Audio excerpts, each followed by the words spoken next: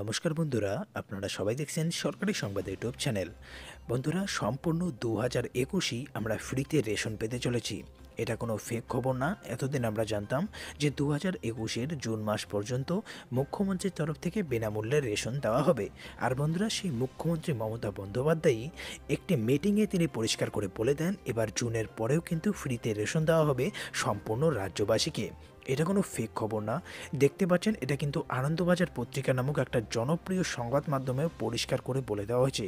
তো বন্ধুরা, বুঝতে পারছেন এই ভিডিওটা আপনাদের জন্য কিন্তু একটা অত্যন্ত গুরুত্বপূর্ণ ভিডিও।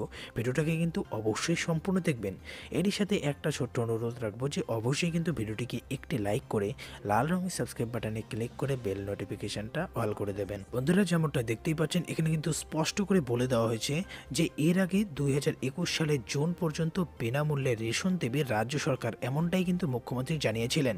এরপরে কোচবিহারের রাসমেলার ময়দানে বুধবার মুখ্যমন্ত্রী মমতা বন্দ্যোপাধ্যায় আবারও প্রতিশ্রুতি দেন যে আগামী বিধানসভা ভোটে জিতে ক্ষমতায় এলেই তার সরকার জুনের পরেও বিনা পয়সায় রেশন দেবে। যে প্রতিশ্রুতিকে ভোটের আশ্বাস বলেই কটাক্ষ করেছেন বিরোধীরা। বন্ধুরা, এরই সাথে কিন্তু এখানে বলা হয় যে রাজ্যে ভোটের সময় আসার সঙ্গে সঙ্গেই কিন্তু প্রতিশ্রুতি নিয়ে নেমে পড়েছে তৃণমূল ও বিজেপি। একদিকে তৃণমূল সকলের জন্য স্বাস্থ্যসাথী কার্ডের প্রচার করছে, এরই সাথে দুয়ারে সরকার ক্যাম্পের মাধ্যমে নানা প্রকল্পের নাম লেখানো শুরু করে দিয়েছে। আর অন্যদিকে চাকরির প্রতিশ্রুতি ফর্ম নিয়ে বাড়ি বাড়ি যাওয়ার কর্মসূচি ঘোষণা করছে বিজেপি। আর এই সময় কিন্তু মুখ্যমন্ত্রী মমতা বন্দ্যোপাধ্যায় আবারও আশ্বাস দিয়েছে যে গত 6 মাস ধরে বিনা পয়সায় রেশন দিচ্ছি। 10 কোটি মানুষের রেশন একদম বিনা পয়সায় এখনও দেওয়া হচ্ছে। পৃথিবীর মধ্যে কিন্তু এমন একটা রাজ্য আপনি আমাকে দেখাতে পারবেন না। আমাদের সরকার আসবে এবং আবারও বিনা পয়সায় রেশন দেবে। এরপরেই কিন্তু কোচবিহারের রাসমেলা ময়দানে এই দিন উপচে পড়া ভিড়ে হাজির মহিলাদের অনেকেই এই ঘোষণায় খুশি হয়ে যায়। দিনহাটার পম্পা রাউত বলেন যে লকডাউনে ভীষণ বিপাকে পড়েছিলাম, বিনা পয়সায় রেশন পাওয়ায় খুব সুবিধা হয়েছে। মুখ্যমন্ত্রী এই সভায় আরও রেশন দেওয়ার কথা বলায় ভরসা পেয়েছি।